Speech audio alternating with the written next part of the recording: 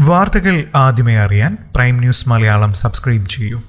കൈതപുരത്തെ autorickshaw driver K Radhakrishnan വെടിയേറ്റു മരിച്ച സംഭവത്തിൽ രാധാകൃഷ്ണന്റെ ഭാര്യയെ പോലീസ് അറസ്റ്റ് ചെയ്തു. മാതമംഗലം പുനിയംകോട് മണിയറ റോഡിലെ വടക്കേടത്തു വീട്ടിൽ മിനി നമ്പ്യാരെയാണ് അറസ്റ്റ് ചെയ്തത്. കേസിൽ രാധാകൃഷ്ണനെ വെടിവെച്ച ഒന്നാം പ്രതി സന്തോഷുമായി ഭർത്താവ് രാധാകൃഷ്ണനെ കൊല്ലാൻ മിനി ഗൂഢാലോചന നടത്തിയെന്നാണ് കേസ്. കേസിൽ മൂന്നാം പ്രതിയാണ് മിനി. ഈ കേസിൽ തോക്ക് നൽകിയ സിജോ ജോസഫിനെ രണ്ടാം പ്രതിയായി കഴിഞ്ഞ ദിവസം അറസ്റ്റ് ചെയ്തിരുന്നു.